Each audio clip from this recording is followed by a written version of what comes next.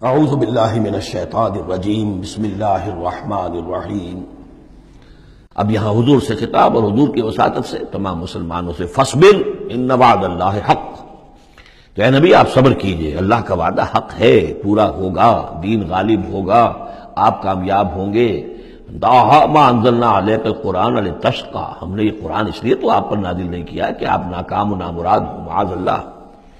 فَإِمَّا نُرِيَنَّكَ بَعْضَ الَّذِي نَعِدُهُمْ أَوْ نَتَوَفَّيَنَّكَ، یہ کئی دفعہ مضمون آ چکا ہے، یہ بھی ہو سکتا ہے نبی کہ ہم آپ کی زندگی ہی میں وہ سارا عذاب لے آئیں جس کا کہ ہم ان سے وعدہ کر رہے ہیں، دکھا دیں ہم آپ کو بعض وہ چیزیں جن کا کہ ہم ان سے وعدہ کر رہے ہیں، جس کی کہ ان کو خبر دی جا رہی ہے، یا یہ بھی ہو سکتا ہے کہ ہم آپ کو وفات دے دیں۔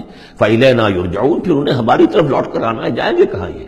یعنی جلدی تو اسے ہوتی ہے جسے یہ اندیشہ ہو کہ کوئی قابو سے نکل جائے گا، نکل کے بھاگ جائے گا، پھر پکڑنا مشکل ہو جائے گا، یہ جائیں گے کہاں؟ یہ تو بہرحال انہوں نے کشا آنا تو میرے ہی پاس ہے۔ وَلَقَدْ أَرْسَلْنَا رُسُلًا مِّن قَبْلِكَ مِنْهُمْ مَنْ قَصَصْنَا عَلَيْكَ وَمِنْهُمْ مَنْ لَمْ نَقْصُصْ عَلَيْكَ، اور ہم نے بہت سے رسول بھیجے آپ سے پہلے بھی، ان میں سے وہ بھی ہیں جن کا کہ ہم نے ذکر کیا ہے، بیان کیا ہے آپ پر، اور وہ بھی ہیں کہ جن کا ہم نے آپ پر ذکر نہیں کیا۔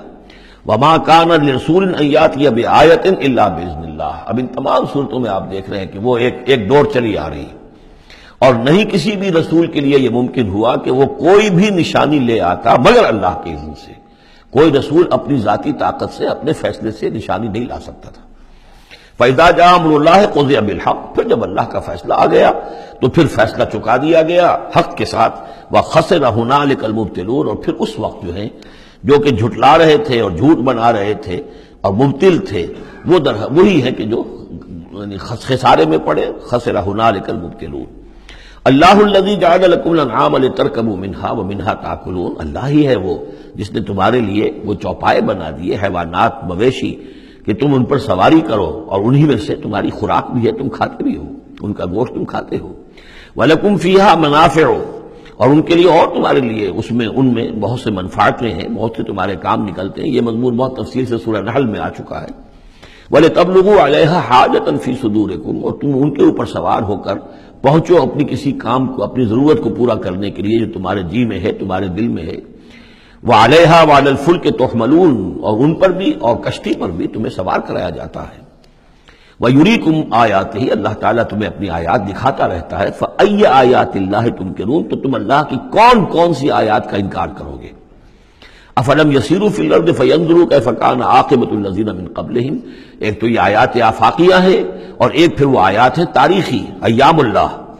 تو یا افلم، تو کیا یہ زمین میں گھومے پھرے نہیں ہے کہ یہ غور کرتے کہ کیسا انجام ہوا ان کا جو ان سے پہلے تھے؟ کانوا اکثر منہم، وہ ان سے کہیں زیادہ تھے تعداد میں، واشد قوۃ، اور زیادہ شدید تھے طاقت میں، وآثارا فی الارض، اور انہوں نے جو نشانات چھوڑے ہیں اپنے بعد آثار قدیمہ وہ ان سے کہیں بڑھ کر ہیں۔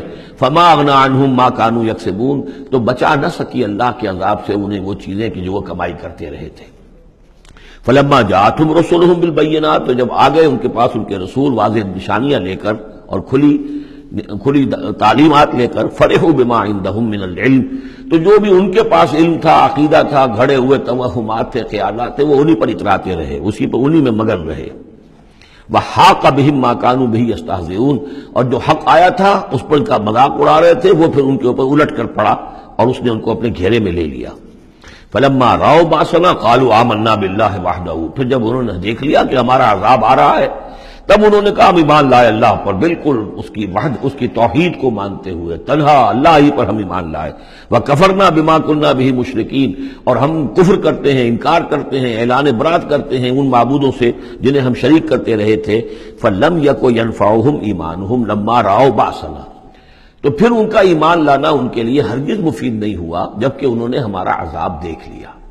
یہ جیسا کہ ہم دیکھ چکے ہیں صرف ایک ہی مرتبہ ہوا ہے پوری تاریخ میں، ایک ہی استثناء ہے، وہ قوم یونس علیہ السلام، اور وہاں کا معاملہ خاص یہ ہے کہ کیونکہ حضرت یونس اللہ تعالیٰ کی واضح اجازت کے بغیر اپنی قوم کو چھوڑ کر چلے گئے تھے، تو یہ چیز گویا کہ دیکھیے ایک طرف ڈیبٹ ہوتا ہے تو دوسری طرف کریڈٹ ہو جاتا ہے۔ جدید حساب سے جنہیں واقفیت ہے وہ خوب اس کو اچھی طرح سمجھ سکتے ہیں۔ نبی کے کھاتے میں جو ڈیبٹ آیا قوم کے لیے کریڈٹ بن گیا، اس لیے کہ اب اس کی وجہ سے وہ استثناء ہو گئی پوری تاریخ کے اندر کہ عذاب کے آثار شروع ہونے کے باوجود ان کی توبہ قبول کر لی گئی۔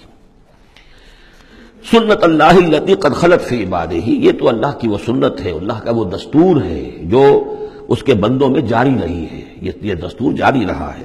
وَخَسِرَ هُنَالِكَ الْكَافِرُونَ، اور یہ کہ پھر اصل خسارہ تو کافروں کے لیے ہی ہے۔ صدق اللہ العظیم۔